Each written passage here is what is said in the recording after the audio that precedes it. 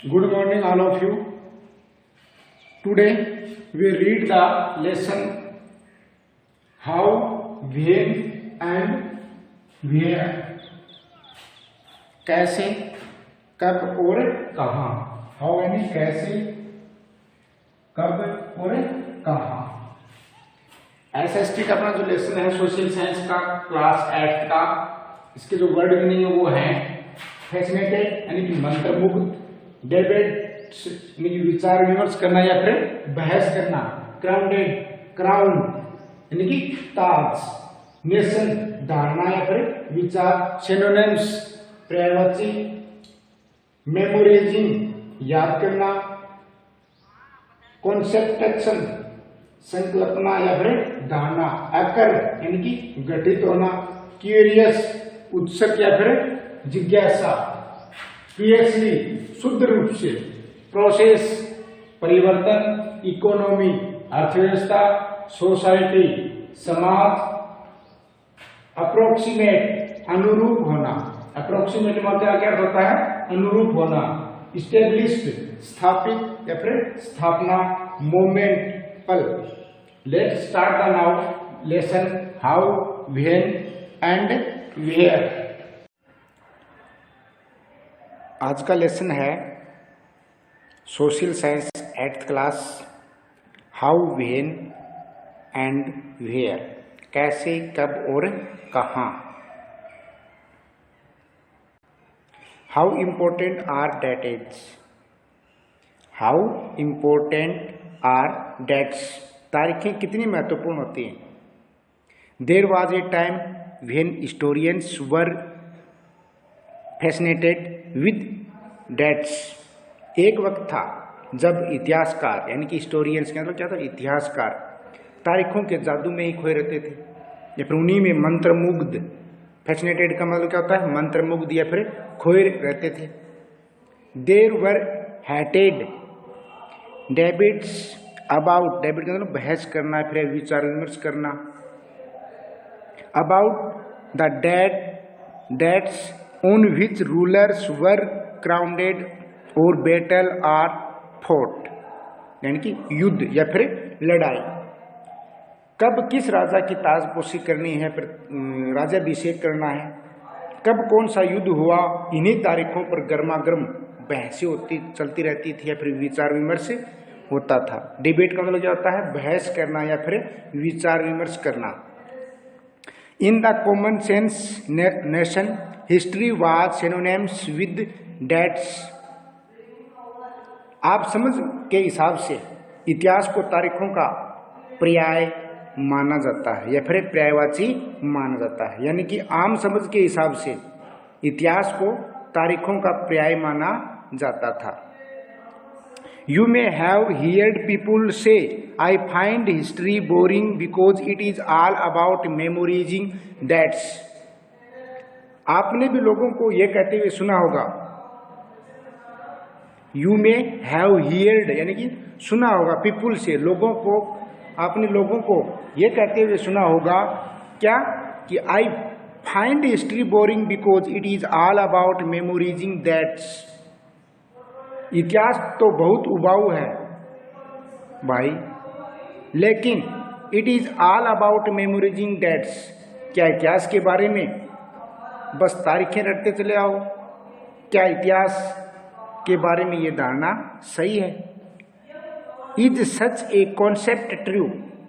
क्या इतिहास के बारे में ये धारणा, ये जो विचार जो है, कॉन्सेप्ट धारणा या फिर संकल्पना सही है? History is certainly about changes that occurred over time. इसमें कोई शक नहीं है कि इतिहास अलग अलग समय पर आने वाले बदलावों के बारे में ही होता है. It is about finding out how things were in the past and how things have changed.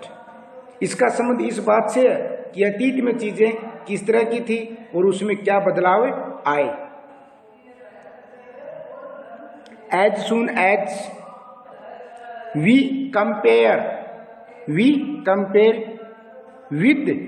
the present, we refer to time we talk of before and after.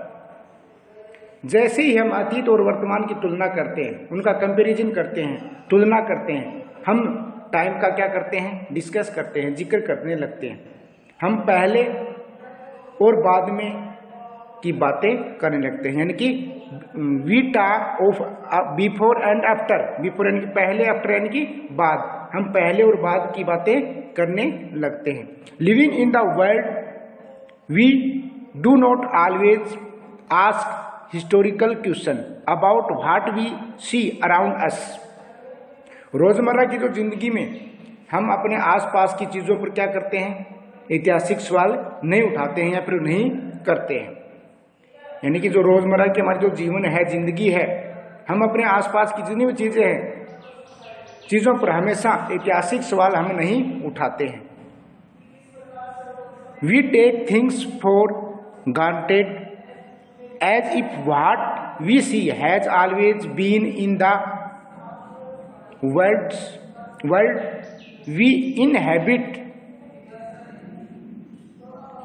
हम चीजों को स्वाभाविक मानकर चलते हैं, मानो तो कुछ हमें दिख रहा है और वह हमेशा ऐसा ही रहा हो।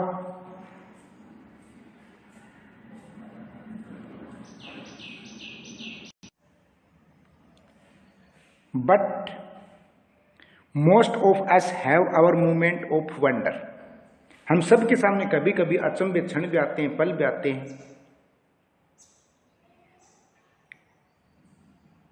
When we are curious and we ask question and actually are historical.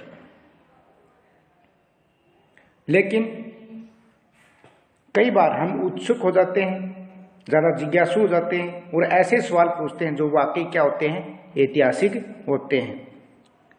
Watching someone sip and a cup of tea at a road side tea stall you may wonder when did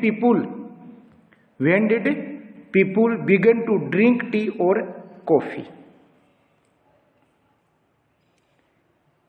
किसी व्यक्ति को सड़क किनारे चाय के घूंट भरते देखकर आप इस बात पर हैरान हो सकते हैं कि चाय या कॉफी पीने का चलन कब से शुरू हुआ होगा। यानी कि सड़क के किनारे कोई व्यक्ति है, वो चाय पी रहा है या फिर चाय के घूंट भर रहा है, हम उसको देख करके हैरान होते हैं और एक क्वेश्चन हमारे दिमाग में आता है कि चाय या कॉफी जो पीने का जो चलन है वो कब से शुरू हुआ होगा। Looking out the window of a train, you may ask yourself, when were railways built and how did people travel long distance before the age of railways। रेलगाड़ी की खिड़की से बाहर झाँकते हुए आपके जहन में, आपके दिल में, आपके मन में यह सवाल आ सकता है या फिर उठ सकता है कि रेलवे का निर्माण कब हुआ। रेलगाड़ी के आने से पहले लोग दूर दूर की यात्रा किस तरह कर पाते थे। यानी कि जब हम ट्रेन में यात्रा करते हैं, looking out of the window, window यानी कि खिड़की, ये ट्रेन की खिड़की से जब हम देखते हैं, बाहर जाते हैं, तो हमारे क्या होता है, when are railway build how did people travel long distance before the age of railways. तब हमारे यानी कि हम ट्रेन से यात्रा कर रहे हैं, तब हमारे मन में या फिर हमारे जहन में एक विचार आता है, क्या आता है कि रेलवे का निर्माण कब हुआ, बिल्ड यानी कि निर्माण होना। रेलवे के आने से पहले लोग दूर दूर की यात्रा किस प्रकार कर पाते थे। Reading the newspaper in the morning you may be curious to know how people got to hear about things before newspaper began to be printed. सुबह सुबह reading the newspaper in the morning, यानी कि सुबह सुबह अखबार पढ़ते हुए आप यह जानने के लिए जिज्ञासु हो सकते हो या फिर उत्सुक हो सकते हो कि जिस जमाने में अखबार नहीं छपते थे, प्रिंटेड नहीं होते थे न्यूज़पेपर, उस समय क्या था, उस समय लोगों की चीज़ें की जानकारी कैसे प्राप्त होती थी या फिर कैसे मिलती थी। यानी कि जब सुबह सुबह हम अखबार पढ़ते हैं तब हम यह जानने के लिए उत्सुक हो जाते हैं, जिज्ञासु हो जाते हैं कि जिस जमाने में अखबार नहीं छपते थे उस समय में लोगों को चीजों की जानकारी कैसे प्राप्त होती थी। Activity, look carefully at fig, यानी कि चित्र को ध्यान से देखिए। जो फर्स्ट जो चित्र है इसको क्या करना है, ध्यान से देखना है इस चित्र को, इस डायग्राम को। उसके बाद में क्या है, and write a paragraph explaining how this image project and imperial perception. यह चित्र किस प्रकार का उपनिवेशवाद का बोध कराता है या फिर ज्ञान कराता है। यानी कि ऊपर जो डायग्राम है, फिग है, जो चित्र है, ये हमें किस प्रकार का उपनिवेशवाद का बोध कराता है। लिखा हुआ है इसमें, हिंदुस्तान नाम लिखा हुआ है। आप देखिए इसके फिग जो चित्र है इसमें क्या दर्शाया गया है। फिग यानी कि चित्र। First, Brahmin offering the shastra to Britannia frontispiece to the first map produced by James Rennell. ब्राह्मण ब्रिटेनिया को शास्त्र भेंट कर रहे हैं। क्या कर रहे हैं, ब्राह्मण ब्रिटेनिया को, एक जो ब्राह्मण है वो क्या कर रहा है, ब्रिटेनिया को एक शास्त्र या एक बुक बोल सकते हो, वो क्या कर रहा है, भेंट कर रहा है। जेम्स रेनेल द्वारा तैयार किए गए इस नक्शे पर पहले नक्शे का आवरण है। कब का है ये, 1782 का, यानी कि 1782 का पहला नक्शे का आवरण चित्र है। Robert Rennell was asked by Robert Clive to produce map of Hindustan. Robert Clive ने रेनेल को हिंदुस्तान के नक्शे तैयार करने का काम सौंपा था या फिर दिया गया था।